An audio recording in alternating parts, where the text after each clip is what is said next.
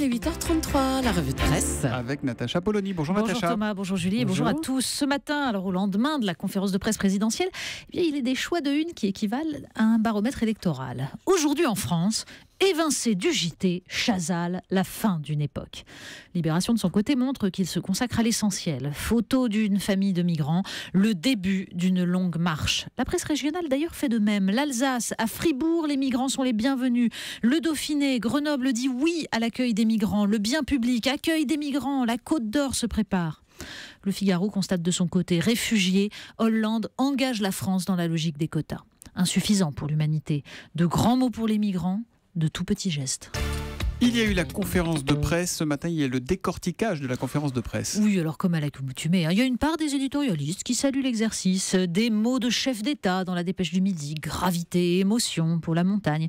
Mais beaucoup s'interrogent sur le principe même. Les conférences de presse semestrielles de François Hollande sont bien installées, mais on les surdimensionnerait en guettant des révélations, note Dominique Young dans la dernière nouvelle d'Alsace.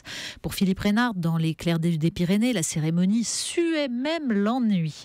Sera-t-il candidat à sa succession en 2017 ? Telle était bien la seule véritable question que se posaient les journalistes, étrangement respectueux envers cet homme auquel plus personne ne croit. Baisser les impôts que l'on a augmentés renforce-t-il une posture présidentielle ? Se demande Yann Marek dans le Midi Libre.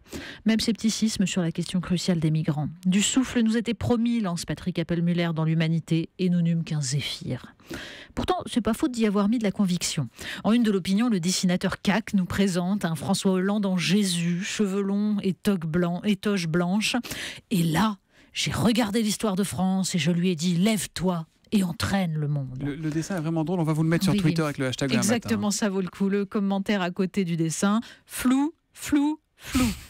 Derrière ce que Nicolas Bétou appelle narquois l'ivresse de faire France, tous dénoncent en fait des décisions dont on attend les contours précis. Bon, certes, Laurent Geoffrin dans Libération trouve une nouvelle occasion de lancer ses imprécations contre ceux qui voudraient changer l'identité du pays pour en faire une petite nation ethnique et étriquée. Pour le reste, Yves Tréhard s'interroge en une du Figaro. Les réfugiés, combien seront-ils demain ? Comment obliger les pays européens à accueillir toujours plus d'étrangers sans violer leur souveraineté et ainsi provoquer un éclatement de l'Union ? Les migrants, ou plutôt d'ailleurs les réfugiés, il y a un changement sémantique, on utilise beaucoup plus le mot réfugié dans la presse ce matin. Ça s'est opéré en effet de façon visible et justement le Figaro publie des témoignages de ces réfugiés syriens arrivés en Autriche. Ce père de 3 enfants qui raconte « Chez nous, tous les vendredis, Daesh tue 3 ou 4 hommes en public, rien que pour intimider les autres. Mon beau-père a été tué. Un ami qui fumait, on lui a coupé les doigts.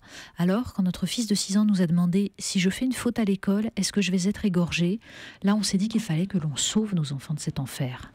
Et tous ces réfugiés lancent ce cri du cœur. Mais nous ne voulons pas vivre en Turquie. C'est l'Allemagne que nous voulons, car ce que les Allemands font pour nous, aucun pays arabe ne l'a jamais fait.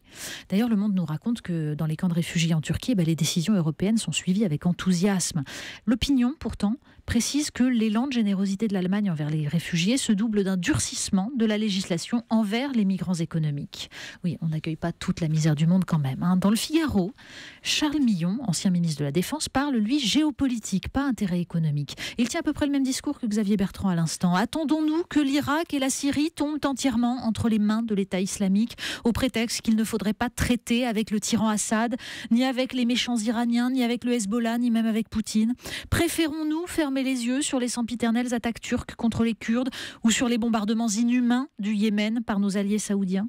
Alors Charles Millon appelle la France à réunir une conférence internationale pour la constitution d'une vraie coalition, avec intervention au sol, donc une intervention contre le nouveau totalitarisme du XXIe siècle. Il est 8h37 et Natacha Polony a rendez-vous avec les robots. Oui, ça c'est un article des Échos qui s'intéresse à un problème qui devrait en fait bientôt se poser à nous. Faut-il s'autoriser l'empathie envers les robots ? Le risque, nous dit un psychiatre, est bien que des êtres humains se mettent en danger pour protéger ces machines ou se laissent manipuler par elles. Risque inverse, que l'absence d'empathie envers un robot largement anthropomorphe entraîne des maltraitances que l'individu pourrait ensuite, par habitude, reproduire sur d'autres êtres humains. Bref, des questions cruciales qui nous feraient presque oublier que l'absence d'empathie s'exerce actuellement essentiellement envers d'autres êtres humains. On termine, mais pas nous lire le code du travail quand même. Si, autre sujet de la conférence de presse présidentielle, ce code du travail. Alors, le chroniqueur des Échos, Jean-Marc Vittori, se lance dans un récit personnel pour illustrer le problème, et c'est assez drôle. Cet été, j'ai licencié, commence-t-il, et ce fut un choc. Bon, en fait, il raconte le licenciement de la nounou de ses enfants, qui a accouché en mai. Elle devait reprendre fin août, mais début juillet, elle appelle pour dire que ça ne serait pas possible. Mais elle ne démissionne pas pour ne pas perdre ses indemnités de chômage. Donc, rupture conventionnelle. Et là, l'enfer. Bon, 231,87 € d'indemnité de rupture, ça c'est pas grave, pour Jean-Marc Vittori. Heureusement, un site internet aide les parents employeurs à s'y retrouver dans le maquis administratif. Un site qui propose par exemple un pack sérénité. Le pack sérénité, oui, avec courrier type, calculateur, ça coûte 119 € quand même, ça fait ça de plus. Au bout du compte, 2 entretiens, à chaque fois 15 jours de délai, 9 documents au total, une vingtaine d'heures de calculs divers et variés, alors nombre de jours ouvrables, de congés sans solde, d'ancienneté, et puis le constat au passage d'ailleurs que les charges sociales ont augmenté sur les emplois à domicile depuis le début de l'année. Jean-Marc Vittori conclut en citant un débat sur une radio publique qu'il avait eu il y a quelques mois avec un confrère d'Alternatives économiques qui lui expliquait qu'il n'était absolument pas compliqué de licencier en France.